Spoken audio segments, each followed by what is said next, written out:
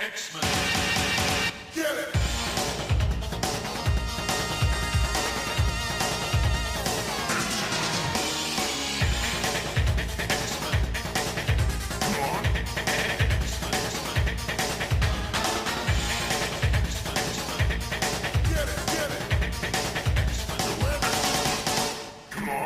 Hey everyone, and welcome to another exciting episode of Battle of the Atom. This is your weekly X-Men podcast where we rank every story from A to Z. I'm Adam. And I'm Zach. And Adam... Hey, Zach, may the force be with you. Yeah, Nanu, right?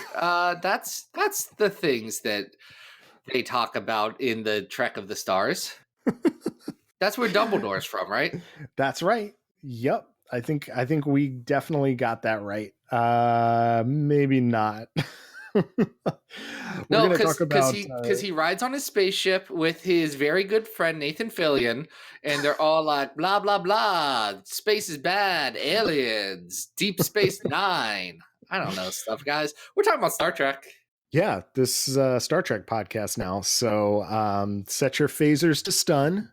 Make sure your shirt is not red, and get ready to yell at Wesley. So we're gonna get down into it. You have now eclipsed all of my Star Trek knowledge. Yeah, Zach. All right. So how in the world have you avoided?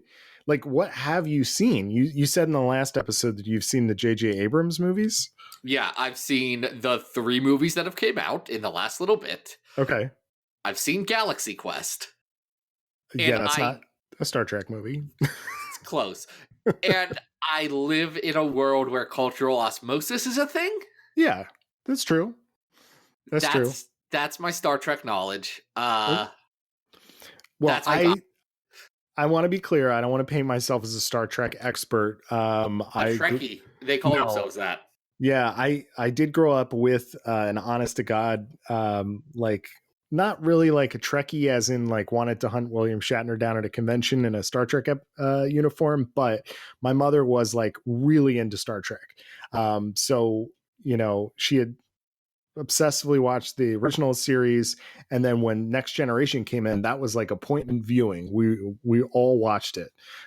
So I've seen all of TNG, all of Deep Space Nine. I think I watched the majority of Voyager. I don't think I've ever actually watched the entire original series, but I've seen all of the original movies, and I think I've seen every single Star Trek movie that's come out. So I think some of that is helpful, some of it with what we're going to deal with today. But do you have any Star Trek questions that I can answer before we get into this, Zach? I got so many questions. Yeah. I've got so many questions, and I think we'll get to it. But one of them is, why does Star Trek Cyclops not have his Cyclops visor on? Why is Whoopi Goldberg not in this issue? And why is Professor X not bald and also a space captain? Well, you're jumping to the Next Generation. I think we going to start with? We should probably start the other way. You want to start with the original season? Well, I do want to start with thanking Jamie Lovett from Patreon, who went on over to patreon.com/XavierFiles. He threw in a couple of dollars and said, guys, you're going to talk about Star Trek. And I said, darn, I don't know that. I don't know that. I've picked up some jokes from the internet. I have tried to figure it out. I know Klingon is a thing, but as lost as Adam was when Vita and I were talking about Magic the Gathering last week, I will be lost at any time that Adam brings up interesting facts about Romulus. All right. Well, just to be clear, like, I'm not this encyclopedia of knowledge about this, but I do know who the characters are, which I think what's wild about the 2 Star Trek stories that we're going to cover today is you actually have to know something about Star Trek and X-Men to understand these stories. Like, this is some interesting stuff. It's a nuts crossover, because the first one is just called Star Trek /X-Men. And before we get into the story, can we just talk about the fact that this is like a tri-studio joint here. This is Marvel There's a lot. presents Paramount Comics. And because Silvestri and some of his team are involved in the illustration, this was also produced by Top Cow Productions. That's nuts. It's crazy. So a lot of work went into making this not great comic. Well, I will go to bat for the first half of this issue that features some really fun illustrations by one of our favorite X-Men artists, Mark Silvestri, but it does devolve at a certain point when the rest of the team comes on. And that team is on art, Mark Silvestri, Billy Tan, Anthony Wynn, and David Finch. Mm-hmm. And on writing the whole thing is professional comic book writer Scott Lobdell. That is right. And Scott must know at least a little bit about Star Trek original flavor, because this story is based around the pilot of the original Star Trek series. And the villain of that episode, which was one of Captain Kirk's close friends, a man named Gary Mitchell, who, because of the mutation powers of this planet that gets revisited in this issue, basically becomes the equivalent of a god on a planet. And if you really want to get a sense of what original Star Trek is like, go back and watch the fight scene between William Shatner's Captain Kirk and Gary Mitchell. It is really wonderful.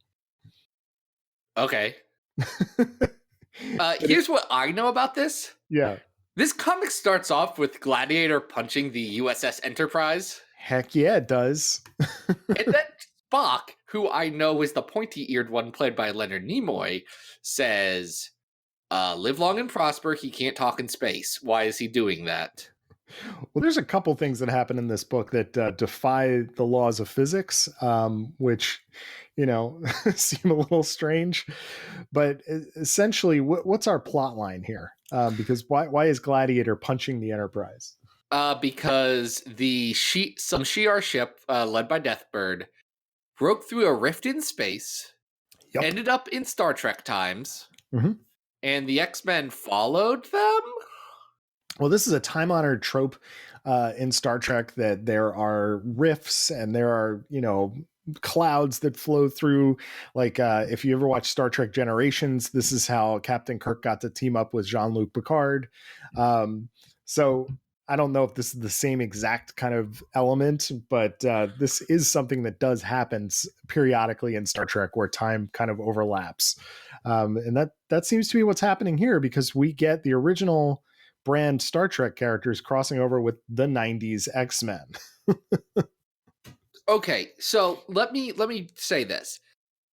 If I didn't know anything about Star Trek, which I don't, here are the characters that I would think are in Star Trek.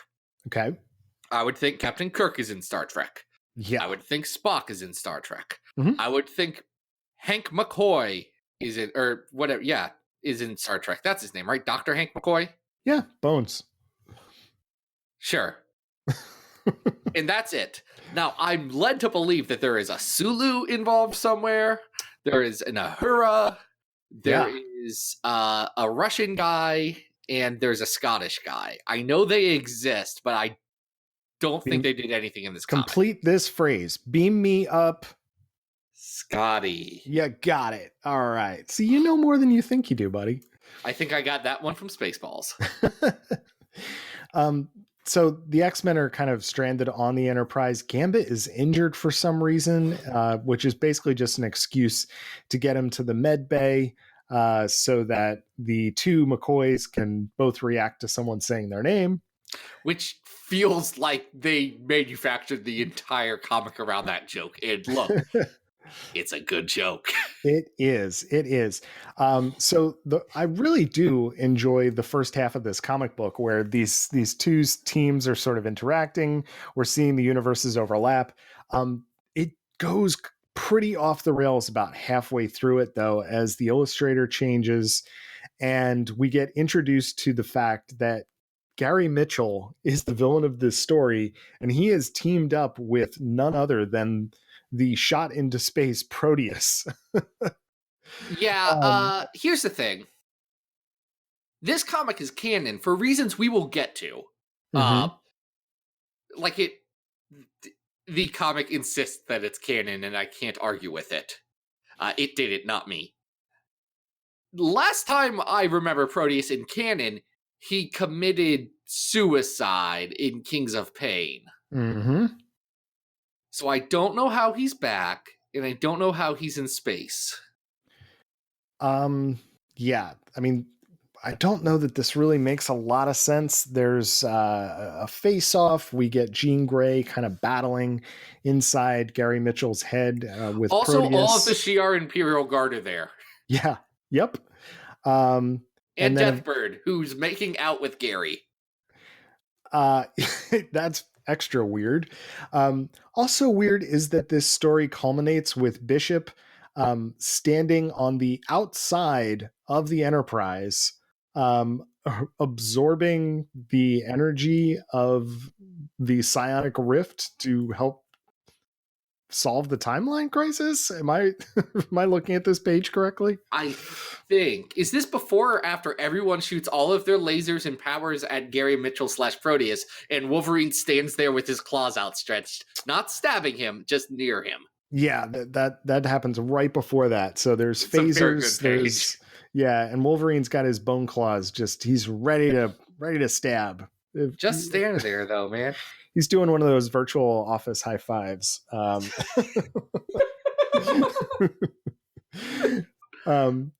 So yeah, it is rather amusing that they wrapped this up with Bishop standing outside of the Enterprise, and I have no idea how that's supposed to actually be happening. Star Trek's not based on science, right? Like, it's just all made up, and no one gets really particular about that, right? So this could happen. I think you might be looking at a different genre. I mean, it's not that non-scientific things don't happen in Star Trek. It's just that you don't normally just take a walk outside the Enterprise without a spacesuit on. It's all space wizards. I get it. So this is absolutely bonkers. You would probably, to get the most enjoyment out of this, need to be both an X-Men and a Star Trek fan, and yet it's dense. Like I just, for something that is maybe supposed to be a, hey, check out these two kinds of IP, it's not. It's like, oh, I don't know if I like Star Trek. I don't know if I like X-Men. What is this? There's some crossovers that are meant to get you, as a fan of one IP, to experience a different one and maybe become a fan of that. Yeah. Those are called good crossovers. Then there's this, which has the potential to be good, but you essentially have to be in the center of that Venn diagram of X-Men fan and Star Trek, the original series fan. And yes, that Venn diagram is not the tiniest thing in the world, but you do got to be in it. And I tell you what, I'm not, so I have no idea. It's not great. I enjoyed, as I said, the first half of this, mainly because it was really fun seeing Silvestri take on, these celebrity likenesses of the Star Trek cast and seeing the characters interact and meet for the first time. Once they actually have to go on an adventure together, and there's this whole bit about Proteus and Gary Mitchell, it just does. It didn't really do much for me. I wasn't feeling it so much. Yeah. So let's take a look at our list, because we have 204 stories on our big old list. Holy cow! Where we're ranking every X-Men story ever from best to worst. The first one is Days of Future Past, followed by Astonishing X-Men Gifted and God Loves Man Kills. Down near the bottom of our lists, we've got the crossover Witchblade Wolverine, we've got NYX, we've got Phoenix Legacy of Fire, and we've got the Draco. Better than Witchblade Wolverine, for sure. Oh, sure. Yeah. I mean, this isn't nearly as like substanceless. I think there's actually some fun here to be had. There's good goofs. Especially if you are, a Star Trek fan, you may get a kick out of seeing this. But it doesn't have staying power. I will say that it has a beginning, middle, and end, so it may be better than Shatterstar Saga at 194. Is it better than Wildcats X-Men at 185? Ooh, I don't think so. No, I think that had better highlights than this. Well, here's what I'd say. Okay. I enjoyed this more than the Captain Marvel stuff that we talked about recently, which is just right below that at 186. I would agree. So is this our new 186, Zach? I think that our new number 186 is Star Trek X-Men. Yeah. And you know what's absolutely zany about this is that they didn't do this just once. They decided to do this again. And the second time they do it, it might be even more convoluted than the first time they did it. You know they did it again after this, right? Well, there's a novel after this, right? Yes. Here's the thing. Here's what I've learned about Star Trek The Next Generation X-Men, written by Dan Abnett and Ian Edgerton, with pencils by Kerry Norton and inks by Scott Koblish. This takes place at a very specific time in X-Men continuity, before Onslaught, immediately after the film Star Trek First Contact, which I have not seen. Just a quick recommendation. The most of the Next Generation films are not that great. Okay. If you're gonna just watch one, watch First Contact. That to me is the best one. And Star Trek fans, you may disagree, but I think that's usually the one that's considered the highlight. So is that the one with the Yesen Vog? It is the one that involves Borg, and it involves a time travel plot to back when the Federation of Planets was begun, because it's the first space launch to meet alien first contact. So it's sort of the beginning of the Federation that Star Trek is based around. And Star Wild Trek stuff. Yeah, and it's really fun. It's a really good Star Trek movie. But what's interesting about this is that because this comic book, which is this is called what? Second Contact? Second X? Contact, yes. Yeah. This, as you mentioned, takes place moments. It makes a point of saying this. Moments after that film, we're seeing some versions of the characters that are not the recognizable versions from the show. Yeah, Go Reading ahead. Rainbow does not have his Reading Rainbow visor. No, because in the movie they have a different way for him to see. Data is like at the beginning of this missing a part of his head, because he had been assimilated into the Borg as part of this storyline in the movie. The if I Borg remember are just the correctly. Phalanx, right? Yeah, pretty much. They assimilate wherever they go. They just become. Everything has to become the Borg. Also, if you're only going to watch 1 or 2 episodes of The Next Generation, go back and watch the original crossover between the seasons, the cliffhanger of the Borg. That's probably the best, where Jean-Luc Picard becomes a Borg. That's a lot of fun. So this is weird. Our basic plot here involves the Next Generation cast ending up in the Marvel universe. Right? Yeah. They hang out at the X Mansion for a little bit. Yeah. They're kind of poking around. So it's kind of a reverse scenario. Instead of the X-Men ending up on the Enterprise, the Star Trek crew ends up in the X Mansion. There's some interactions. Data basically like throws Colossus across a room. Yeah, I assume Data is very strong and a robot. Yeah, he's like an android, basically. Okay. Yeah, but then things get really complicated because obviously we're on 2 different timelines here, and who should show up but everybody's favorite time jumbler, Kang, the Conqueror. Yep, Kang's in this one. Yeah, so if they wanted to up the complexity level, they sure do, because what Kang does is he sends 3 groups of these team ups into 3 different timelines, and it all turns out to be a trick. Yeah, like time is crashing in on the X-Men in the Star Trekkers. Mm-hmm.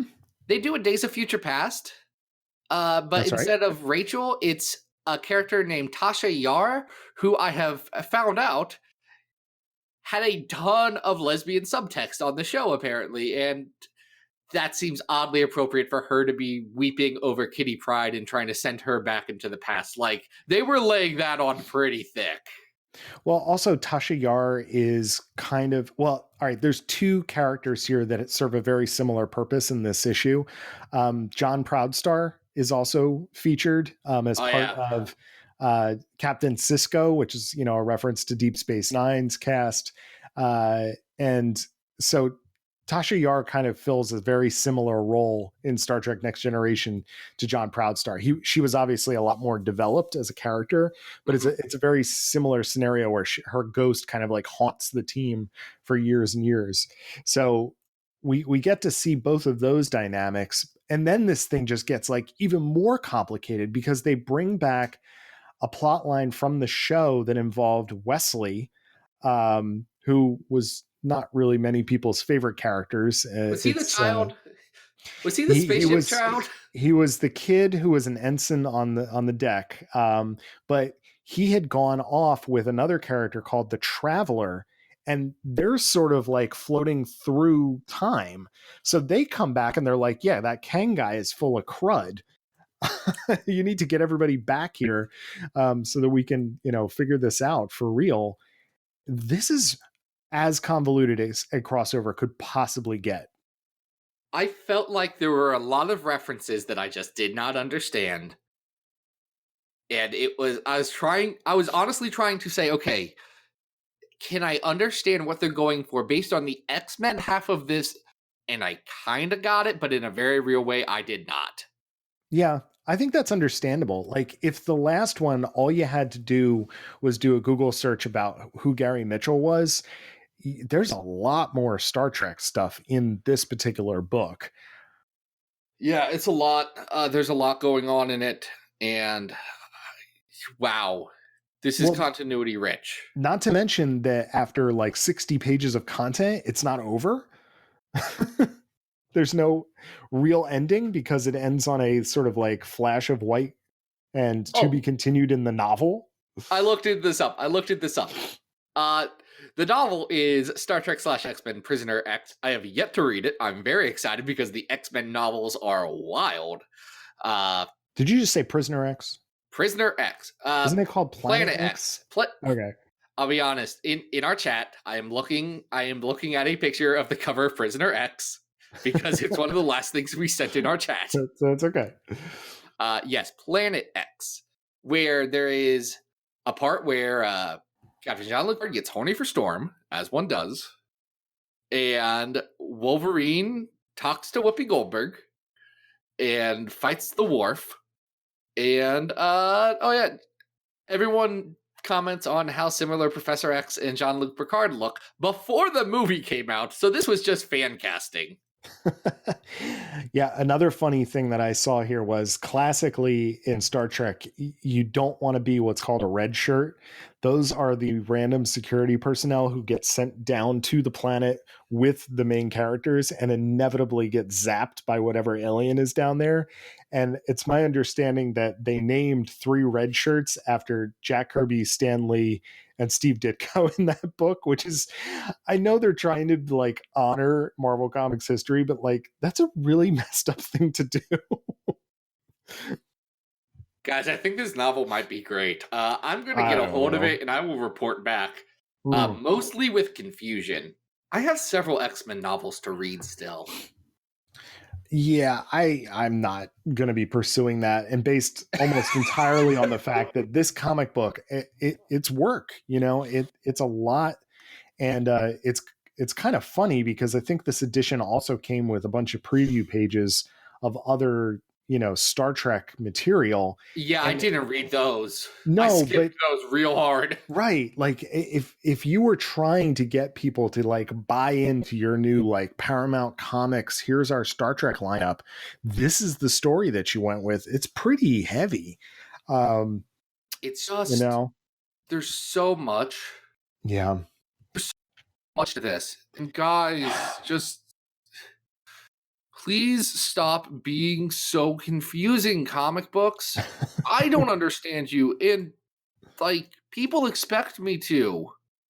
So this is definitely not as good as, and I know that we just ranked it kind of low, but this is not as good as the original Star Trek X-Men crossover. So No, wait, this is not as good as that? yeah, Wait, I think this is bad. This is worse. I thought this was better. Oh, really? I thought the concept of the Borg Sentinels was fun. Okay. I liked this one more. This is not how I thought this was going to go. Oh, okay. Can I? All right. Here's where I'm listening to this. This is great. Yeah, here's where my brain is on this. Okay. If you're talking about a successful crossover that, like is at least a little bit accessible, at least the original Star Trek X-Men crossover, like it's not asking you to lift too much here. Added bonus, the first half of the book is illustrated by Silvestri. Now, this book, this next generation thing, it's asking you to do some like pretty heavy continuity lifting. And it does have some cool concepts in it, but it's not delivering, I think. Like you just mentioned some things that happen in the novel. I'd love to see Worf go up against Wolverine. I feel like knowing Worf as a concept from TV tropes and knowing Wolverine, that's just what the people wanted to see, right? Like that's all they wanted. Yeah, I think if I'm picking this up as a next generation fan and as an X-Men fan, I'm certainly not expecting to get 60 pages of Kang the Conqueror sending these guys into random universes just so Wesley can tell you that it's not a real, like that's not what's supposed to be happening. I mean, it's so convoluted and it's so unnecessarily dense that I don't know. I don't think it's as good. Well, let me ask this then. Yeah. Is it better than the Marvel Mangaverse X-Men? Yes. I think it's also better than Captain Marvel 2 and 3, which is a bad comic. Yeah, I think it is too. So maybe my ceiling is the other Star Trek X-Men crossover. I'm not that invested in this conversation. Then I think it's fine that this can be our new number 187, Star Trek The Next Generation / X-Men Second Contact, which is like a double pun, which is kind of good. Yeah, I like that. Okay, now we did say we were not going to talk about the novel. So what the heck is our third story here? I know that Vulcan is a planet in Star Trek. And I know that Vulcan is a bad X-Man character, and once he was king of space. So we talked about one of those. This is, if we're going to just stay in convoluted land, this is in the middle of Dan Abnett and Andy Lanning's giant spanning story about from Annihilation to the end of the Guardians of the Galaxy and Nova and all that stuff. This is right in the middle of it. This is X-Men Kingbreaker, written by Chris Yost with art by Dustin Weaver. Yeah. Adam? Yeah. You've not read the DNA Cosmic Marvel saga, correct? Dude, I have no idea what's going on here. Great. Like, you're clueless about Star Trek. This was like, what? What is going on? So I picked a story that is in the middle of like 4 other stories. Mm-hmm. So let's do a Vulcan recap. Please. Also, the reason why we didn't pick like Rise and Fall of the Shi'ar Empire, everybody, is because that's like 12 issues long, and I didn't want to read that. We had also toyed around with a random issue of Sensational She-Hulk, but it was very slight on the X-Men stuff. So it was actually a lot of very dumb, bad jokes from Peter David, and I just they weren't as interesting as you think they might have been.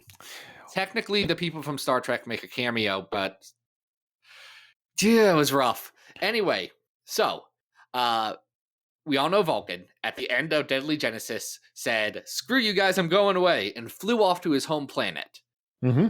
Well, in Rise and Fall of the Shi'ar Empire, that goes badly for everybody. He resurrects the Mad Emperor Taken, then murders him and becomes Emperor of the Shi'ar, and murders Corsair, and does a lot of other bad things. Hooks up with Deathbird, and just decides to be a megalomaniacal monster. Like, whatever ambiguity and characterization Vulcan may have had in Deadly Genesis, And there wasn't much. He lost all of it during Rise and Fall of the Shi'ar Empire, which was also written by Brubaker, which was wild. But that's not what we're talking about here. Anyway, the Shi'ar do bad things. Havoc decides to keep the Starjammers going, along with Rachel and Polaris. Mm-hmm. And they just Starjams. They fought the Mkron. You know the Mkron crystal? I do. It was named after some aliens. Okay. And they came back from, Reaper space or whatever it is. And Vulcan had to stop them and became a hero, and then started taking over a ton of planets. And anyway, it was all just a rough time. And Havoc got put in prison. Yes. And so did, Chiode and Raza. Anyway, now the Starjammers are like, what do we do next? And this is what they do next. Yeah, so we've got, Vulcan on his galaxy-spanning, destroy everything, intergalactic Star Wars prequels, council, gonna burn you down. Okay, no, hold on. Because I do know me some Star Wars. Yeah. Star Trek, whatever. But I don't think we noticed. I made a reference to expanded universe Star Wars crap earlier in this episode, and I probably pronounced it wrong, but guys, who cares? Because I know some Star Wars. The Star Wars prequels were bad. They were not, I am a maniacal tyrant from a cereal, and I am going to destroy you. If anything, their villains were actually very intentionally subtle. George Lucas's writing was not, but they spend most of their time in shadows and hiding and playing very boring political games. To be clear, I'm just referencing the sort of galactic council that's in this that looks like the same visual as what we saw in episodes 1, 2, and 3. That is true. They do essentially sit in the Senate. The rest of this bears no similarity to Star Wars whatsoever. It is a space war. It is a Star War. There's also some tracking involved. Yes, they go from planet to planet. There sure is. They boldly go. But we get four issues of conquest and rebellion. We have Lalandra leading, I guess, the remnants of Havoc's Starjammers, right? Yeah, her and Corvus yes. Rook Shi'ar. You know about Corvus Rook Shi'ar? I don't know. Phoenix sword? I don't know who he is or what a Phoenix sword is, but I was just going with it. It's a sword that in the past fought the Phoenix and has a small bit of Phoenix energy tied to it. Okay. He's also making out with Rachel this entire crossover. Yes. They are buddies. They sure are, which, considering Rachel's relationship with the Phoenix, is not something you want to overthink, because it just gets weird. Well, and to add to Vulcan's arsenal, he amasses this insane team of killers, one of which is a Venom, one of which is a Star. Right. And there's also Gladiator's cousin, who's basically another Gladiator. Yeah, she's Girl Gladiator. Yeah. And they're just total world beaters here. So it's basically Havoc, Polaris, Chad, Raza, Rachel, Lalandra, and what was that guy's name? Corvus? Corvus Rook Shi'ar. Against that battalion of weirdos. And they just kind of fight? Yeah. And they win. Havoc's in prison in underwater in a planet of water. Mm-hmm. It is pretty cool that he has been slowly, every time they open up the slot to feed him his food, he absorbs the tiny amount of light, and bides his time until he has enough that he can havoc Vulcan in the face. I really love that. I thought that was really cool. That's actually dope as all get out. It's Yeah. also very dope in the big fight at the end where Havoc absorbs the star person. Mhm. And he's like, I'm going to punch you in the face with one of your own dudes.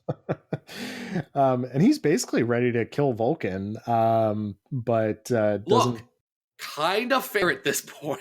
Absolutely, given his tyrannical actions. But this is still just a lead in to War of Kings. So, of course, Vulcan does make it out alive with his beautiful face scar. And Ronan the Accuser we wrap up with him visiting the Inhumans. And that's how this all wraps up. Ronan and Crystal get buried at the beginning of War of Kings. Actually, War of Kings kind of rules. The Shi'ar fight the Kree, but the Shi'ar are led by Vulcan, and the Kree are led by the Inhumans, and the X-Men have to fight them, and the Guardians of the Galaxy are there, but the Shi'ar have a secret weapon, and that's Darkhawk. You remember Darkhawk from the 90s? Oh, yeah. Turns out Darkhawk is actually from the Fraternity of Raptors, which is a cult that ships some Shi'ar stuff. It's very good Marvel Comics. Well, I didn't hate this. I think the artwork by Dustin Weaver is relatively solid. Dustin Weaver good. Weaver real good. Yeah, really good. Lots of kind of fun action sequences here. And I mean, I don't think a tremendous amount happens here, but if you're looking for build up to a giant crossover, you could do worse than these 4 issues. Yeah, this is a good bridging story that keeps what I think is an interesting but underused concept of the Starjammers relevant in this big galactic war. It does grind my gears that the Guardians of the Galaxy are what the Starjammers should have been. Like not the old crusty no one cares about them Guardians of the Galaxy, but the one that like my kid knows about. Yeah. Like why is Chiode not Groot? I don't understand. Why do you say Chiode? Isn't it like CH, Yeah, but where do you get the chi? Chiode. I don't know. I was just say Chad. I feel like it's because the comma is not an accent, it's like a break or potentially like a click, like Chiode. Ooh, I like that too. All right, yeah. So we're probably both wrong, and someone will criticize us about it. So I do 100% agree that it would be. I mean, obviously, today I think as we're recording this, the 21st Century Fox merger finally got the acquisition got finalized by Disney. So yeah, it would be great to see the Starjammers instead of whatever Guardians of the Galaxy is. I don't know. I also, while I was reading this, I couldn't help but think I just saw Captain Marvel over the weekend. And, yes. I have to be a little bit of a bummer. I didn't love it as much as I wanted to. I didn't actually love it as much as I wanted to either. Yeah, like I went in with really high expectations and found it, trying to kind of do a lot. I thought it had really strong acting, but the script wasn't as tight as it needed to. Yes. And if this movie came out 8 years ago, if this movie came out after Iron Man 2, it would be incredibly beloved. Yes. But they tried to go back to something that I feel like Marvel Cinematic Universe movies have moved away from. And it's interesting because where I started to like, it won me over by the end because by the end, the end's way better than the beginning. Yeah, we're on like full on like blow up spaceships time at the end of that, and I couldn't help but think about that as I was reading this. Is that we are going to get to the point where we may see our characters do things like we see here in this Kingbreaker mini, but I just couldn't help but make the comparison since it was in my head. Well, here's one thing Captain Marvel has going for it. Vulcan's not in it. Vulcan is not in it. Vulcan sucks. I hate him so much. Who likes Vulcan?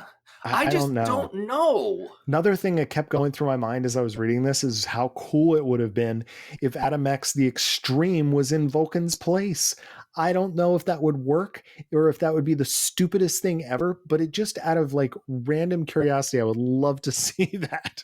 I have so many thoughts about Adam X the Extreme being a space boy. Yes. Like him and Lifeguard and Slipstream, who are all technically garbage characters. I love you guys.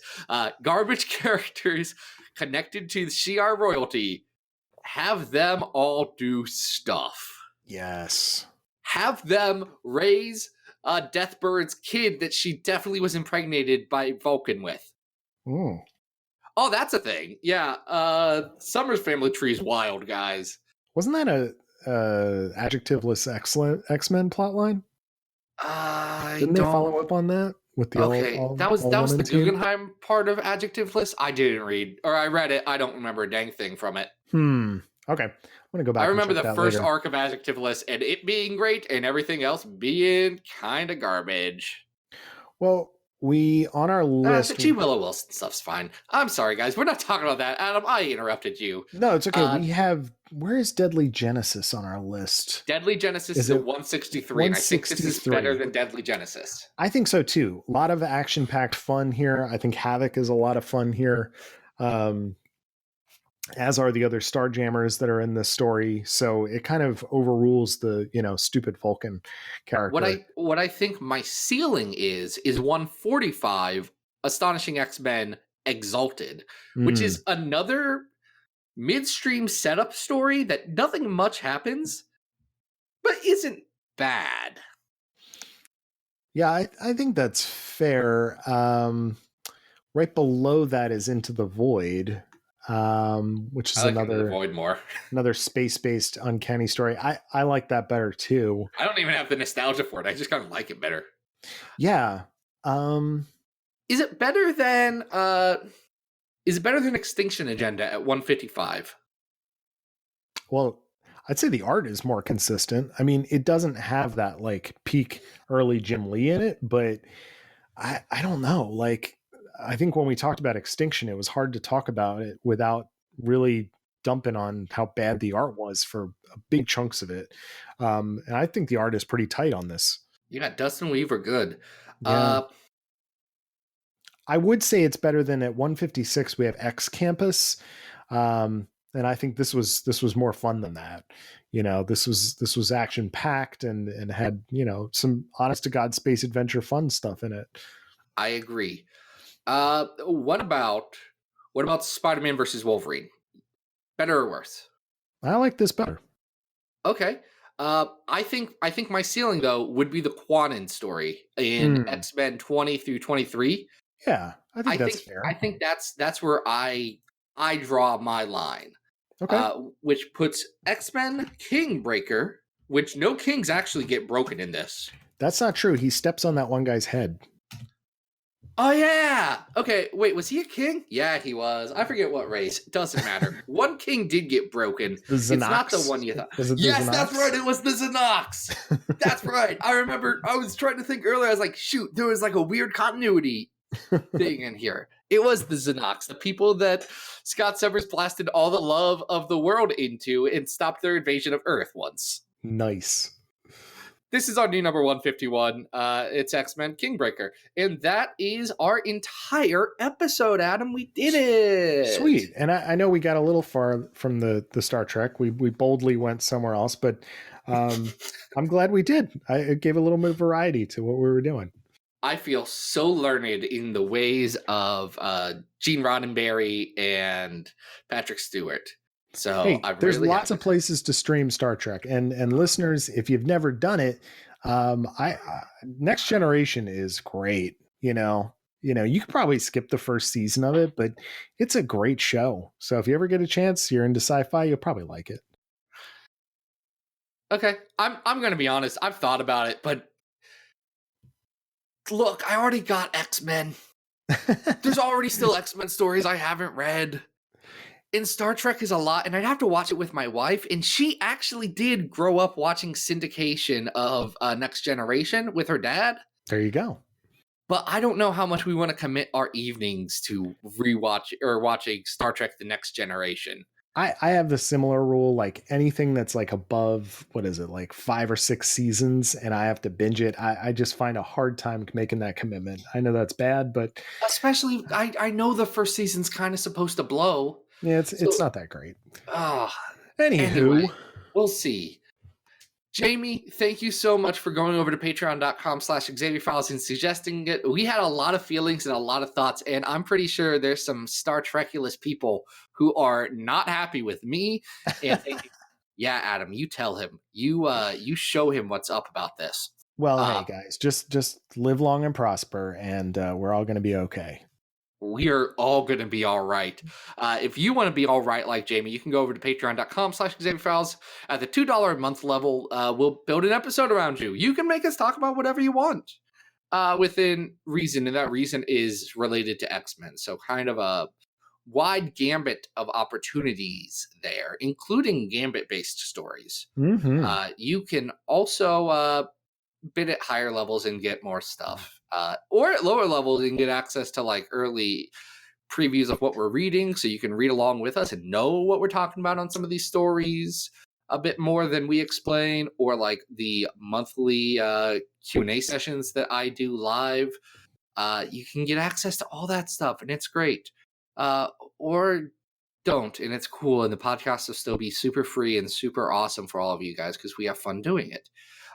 You can find me online at XavierFiles.com. It's a website. It has stuff and things. It will have just had all of the C2E2 coverage, which I'm going to be at, and I'm going to have some things, if you see me, to give to people as long as I have them. They're comics. They're print comics that I made. I just finished the 3rd page of my Wolverine one, and I had to stop it there. And I'm saying, no, this comic's actually perfect at 3 pages. No need to go to 4. Oh my god, that's so great. It's fun.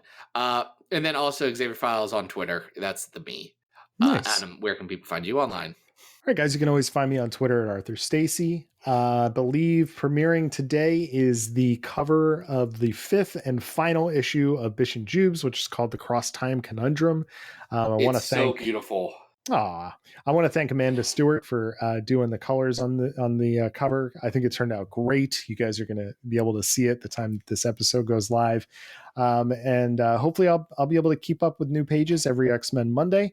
If you guys still want a hard copy, a zine edition of Attack on the Mansion, you can go to adamrec.bigcartel.com and get one for just $3. So I think that's a show, Zach. What are we doing next week? Next week, we are going to talk about a handful of limited series solos from the early 90s, featuring some of the biggest characters in early 90s X-Men. It is an episode. Woo! It'll actually be really fun. We haven't recorded it yet because of how time works, but I'm looking forward to it. And I'm looking forward to spending more time with all of you because, you know what? It's going to be great. It's going to be the highlight of my week. But until then, this has been Battle of the Atom. We hope you survived the experience.